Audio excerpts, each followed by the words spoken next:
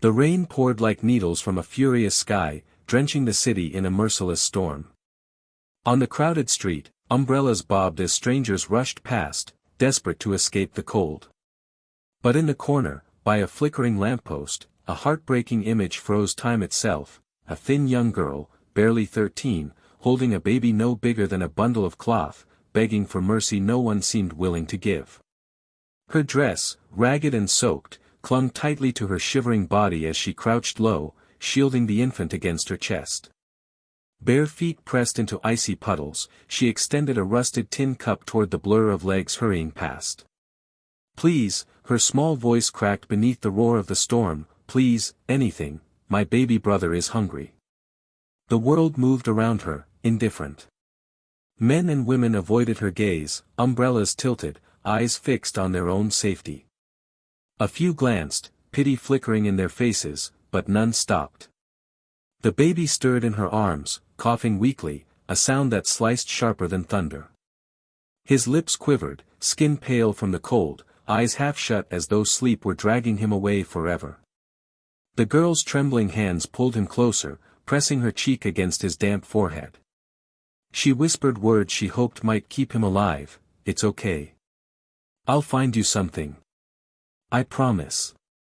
But her promises were thin against the hunger in his frail body. 3 nights had passed since they last ate properly. She had sung on corners, washed windows, even begged outside bakeries. Tonight, the storm mocked every effort. No one wanted to listen to a starving child in the rain.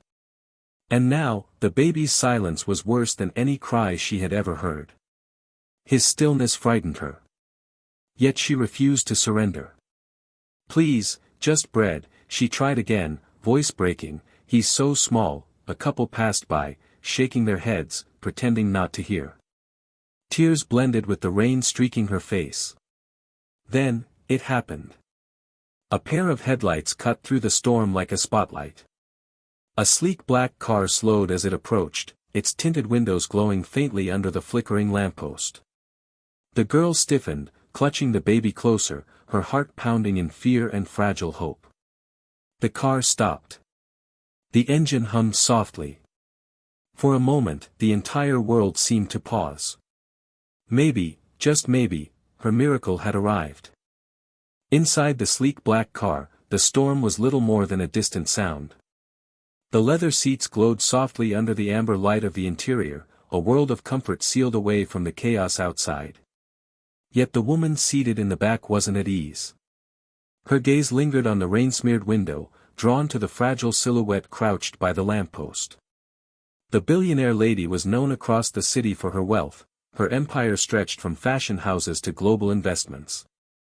Tonight, she had just left a high-profile charity gala where champagne flowed freely, laughter echoed, and diamonds glittered brighter than the chandeliers. But none of that mattered now. Her heart clenched as she watched the girl in the rain clutching the baby with trembling arms. She leaned forward slightly, as if the glass separating her from the child were a veil she could pierce through sheer will.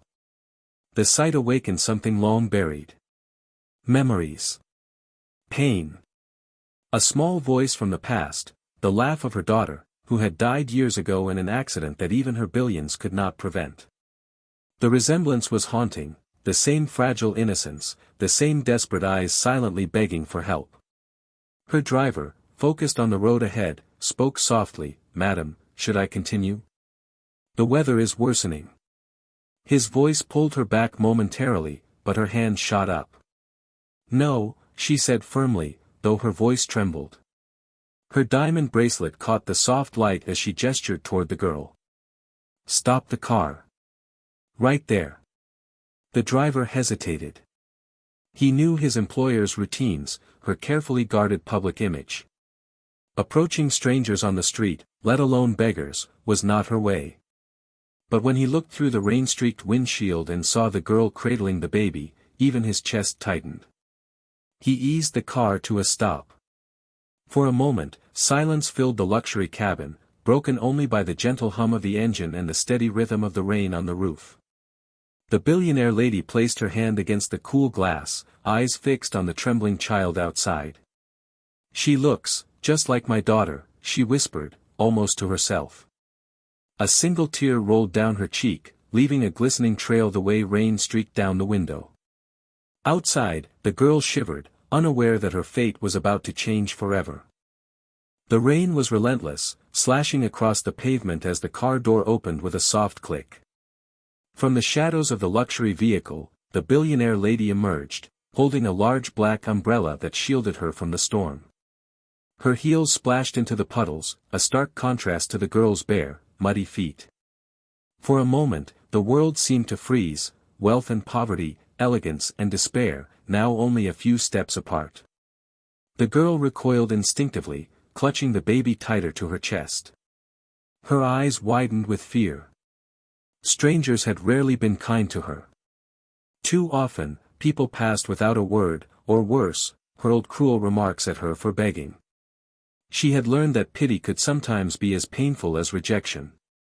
And now, standing before her was a woman dressed in elegance, pearls glinting faintly in the dim light, a figure so distant from her world that she didn't know whether to shrink back or cry for help. But then, the woman did something unexpected. Instead of towering above her, she crouched low, kneeling in the puddles so she could meet the girl at eye level. The billionaire's umbrella tilted to cover both of them from the pouring rain. Her perfume, delicate and warm, mixed with the dampness of the night air. "What's your name?" the woman asked gently, her voice soft yet steady. The girl tightened her grip around the baby. She hesitated, her lips trembling. "Amina," she whispered, barely audible over the rain. "And your baby?" the woman pressed, her eyes softening as she studied the tiny, coughing child. "My brother. Musa," Amina said, pulling the cloth tighter around him. "He's sick. I just wanted bread, something to keep him warm." The billionaire's chest tightened. Without hesitation, she removed her expensive coat, a designer piece worth more than the girl had ever seen in her life, and wrapped it around Musa. The coat swallowed the baby, its warmth almost instant. Amina's eyes widened. No one had ever given her so much. She blinked rapidly, unsure if this was real. "We don't want trouble, Ma, just food." "That's all," she whispered. The billionaire lady smiled faintly, though her eyes glistened with tears. "You'll have more than food, Amina. Come with me." In that moment, for the first time in weeks, hope cracked through the darkness. The heavy iron gates of the mansion swung open with a quiet hum, and the sleek car rolled into the driveway, its headlights illuminating the grand facade. To Amina, who had never known a home larger than a crumbling one-room hut, the sight was overwhelming. The mansion towered above her like a palace, its windows glowing warmly against the stormy night. As the car stopped, the billionaire lady stepped out first, then gently beckoned Amina forward. The girl hesitated, clutching her baby brother tightly. Everything felt unreal, the polished stones beneath her feet, the tall servants rushing to the door with umbrellas, the glowing chandelier spilling golden light into the night. She had never stepped into such a world. Inside, warmth wrapped around her like a blanket. The rich scent of polished wood, the soft carpet beneath her wet feet, and the gentle crackle of a fireplace made her dizzy with disbelief. Servants quickly hurried forward, but the billionaire lady raised her hand. "Gently," she said, her voice calm but firm. "They are my guests tonight."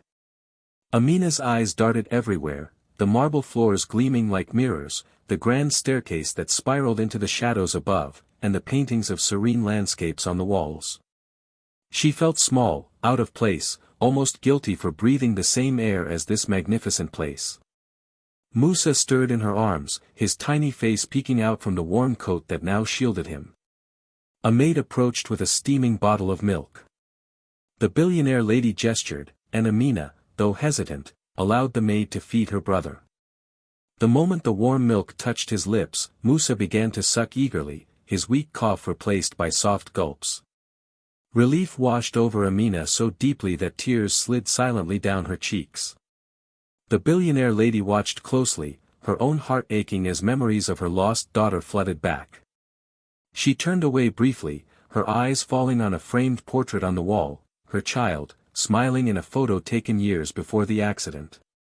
For the first time in a long while, she felt something stir inside her, a maternal warmth she thought had died with her daughter. "Rest here tonight," she said softly, touching Amina's shoulder. "You and Musa are safe now." Amina clutched her brother tighter, whispering with trembling lips, "We will leave in the morning. I don't want to be a burden." The billionaire lady's eyes softened. "You are not a burden, child. You are a blessing." The mansion was quiet now. The storm outside had softened to a distant drizzle, the sound of raindrops tapping against the tall windows like a lullaby. Amina sat curled up on the edge of a velvet armchair, her wet hair wrapped in a towel, her clothes replaced with clean pajamas given by one of the maids. Across from her, Musa slept peacefully in a crib hurriedly prepared by the staff, his tiny chest rising and falling in calm rhythm. For the first time in weeks, Amina felt warmth without fear. Yet, she could not relax. Her eyes remained wide, darting around the room, as though any moment she might be asked to leave. The weight of her struggle clung to her like a shadow. The billionaire lady entered quietly, holding 2 steaming cups of tea. She set one on the table in front of Amina and kept the other in her hands. Unlike earlier, she had removed her jewels and makeup. In the soft glow of the lamp, she looked less like a figure of power and more like a weary woman carrying her own invisible scars. "You've been strong," she began gently, her voice low. "To take care of your brother in a world that shows no mercy, that takes courage." Amina lowered her gaze. "I had no choice," she whispered. "When Mama and Papa died, our uncle said we were a burden. He sent us away. I tried to beg for food, but sometimes people shouted at me, sometimes they threw stones. I just wanted Musa to live." Her voice cracked, and tears spilled down her cheeks. The billionaire's heart twisted. She reached forward and touched Amina's trembling hands. For a moment, silence stretched between them, heavy with unspoken grief. Then, with a deep breath, the woman spoke. "I lost my daughter years ago," she said, her voice breaking. "A car accident. She was about your age. I held her hand in the hospital and promised her she would be fine, but she never woke up." Her eyes glistened with unshed tears. "Since then, I built businesses, charities, everything, but nothing filled the emptiness." Their eyes met, 2 broken souls bound by shared pain. For the first time, Amina saw not a billionaire, but a mother who had also known loss. The woman's hand tightened around hers. "No child should cry in the rain again, not while I live. You and Musa will never be alone again." The first light of dawn spilled through the mansion's tall windows, casting golden rays across the marble floors. The storm had passed, leaving the world washed clean. For Amina, it felt as though she, too, had stepped into a new world. She sat at the long dining table, her posture timid, almost afraid to touch the plate set before her. The smell of fresh bread, eggs, and warm porridge filled the air, a fragrance that made her stomach twist with both hunger and disbelief. She had not seen so much food laid out in one place since her parents were alive. Across from her, the billionaire lady sat quietly, sipping her tea, her gaze soft as she watched Amina and Musa. The baby, now dressed in clean clothes and wrapped in a warm blanket, giggled as he reached for a toy a maid had placed beside him. His laughter, small and innocent, echoed like music through the vast dining hall. "Eat, child," the billionaire encouraged gently. Amina hesitated, her hands hovering above the food. Then, slowly, she picked up a spoon and tasted the porridge. The warmth spread through her body, and with the first mouthful, tears welled in her eyes. She tried to wipe them away quickly, embarrassed, but the billionaire reached across the table and touched her hand reassuringly. "You don't need to hide your tears here," the woman said softly. "This is your home now." Amina's spoon clattered onto the plate. She stared at the billionaire, her lips parting in disbelief. Your home," she stammered.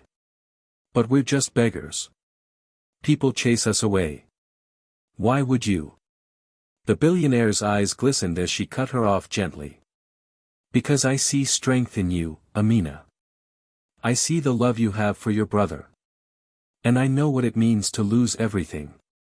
From today, you will not beg again. You will live, study, laugh, and so will Musa. Amina pressed her hands to her face, unable to hold back her sobs.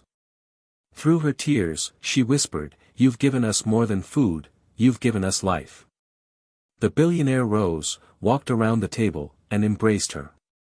Amina buried her face in the woman's shoulder, clinging tightly, as if afraid the moment would disappear. And in that embrace, a bond was sealed, one forged not by blood, but by love and destiny. 2 weeks later, the city buzzed with anticipation. Invitations had gone out announcing a major press conference at the Grand Civic Hall, an event hosted by the billionaire lady herself. Journalists, photographers, and curious onlookers filled the large auditorium, whispering about what new project or business empire she might unveil.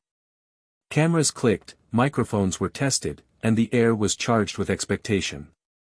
When she finally appeared on stage, the room fell silent. Dressed in a graceful white gown, she carried herself with calm authority, but there was something different about her this time, a softness, a glow that many hadn't seen in years. At her side stood Amina, her hair neatly braided, dressed in a simple but elegant dress. In her arms, she carried baby Musa, who now looked healthier, his cheeks full and rosy. Gasps rippled through the crowd. Reporters leaned forward, pens poised, cameras flashing rapidly. What was this child, a beggar, clearly, doing beside the city's wealthiest woman? The billionaire adjusted the microphone, her voice steady but filled with emotion. For years, she began, I have built companies, funded charities, and donated to causes. But nothing has filled the emptiness in my heart, not since the day I lost my only daughter. Her voice cracked slightly, but she pressed on, her eyes glistening. 2 weeks ago, on a stormy night, I saw a young girl begging in the rain with her baby brother. They were cold, hungry, and alone. That night, I made a decision that has changed my life forever. The audience held its breath. Amina lowered her gaze shyly, tightening her hold on Musa. These children, the billionaire continued, resting her hand gently on Amina's shoulder, are no longer orphans of the street. From this day forward, they are my family. My children. The room erupted, gasps, murmurs, and tears among even the most hardened reporters. Cameras flashed furiously as journalists scrambled to capture the moment. Some wiped their eyes as the billionaire knelt and embraced Amina and Musa in front of the world. Amina's voice shook as she whispered into the microphone, barely able to contain her tears, "She gave us more than food, she gave us a life." The hall fell silent again, then thundered with applause. Many in the crowd wept openly.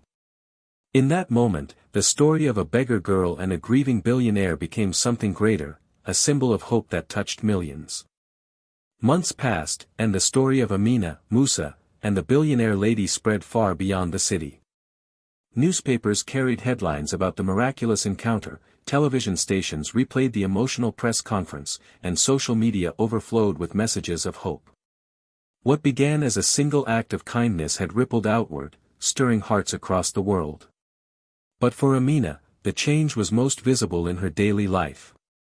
The once frail girl who shivered in the rain now walked with confidence through the brightly painted halls of the new Hope for Children Foundation, a center built by the billionaire in memory of her late daughter. Here, dozens of street children found food, shelter, and education. And at the center of it all was Amina, no longer the frightened beggar of that stormy night, but a beacon of encouragement for others. One bright afternoon, she sat with a group of children around a long wooden table, helping them with their reading. Musa, healthier than ever, played nearby with toys, his laughter filling the air. The billionaire lady stood by the doorway, watching silently, her heart swelling with pride. As Amina explained a word to a younger child, she paused, noticing the woman's gaze. She smiled, then rose and walked over to her. "Mama," she said softly, the word slipping from her lips naturally, effortlessly, as if it had always belonged there. The billionaire froze, her eyes misting. It was the first time Amina had called her that. She placed her hand gently on the girl's cheek. "Yes, my child," she whispered, her voice breaking. Amina glanced back at the other children. "We're helping them, just like you helped us." Tears welled in the billionaire's eyes. She pulled Amina and Musa close, holding them tightly. Around them, the sound of children's laughter and chatter swirled like music, a chorus of new beginnings. The mansion's wealth, the global businesses, the accolades, none of it compared to this moment. The woman had discovered the true meaning of wealth, not in possessions, but in love given, lives saved, and legacies built on compassion. And so, what began with a girl begging in the rain ended with a family, and a movement that would inspire millions for generations to come. Subscribe, like, comment and share for more stories.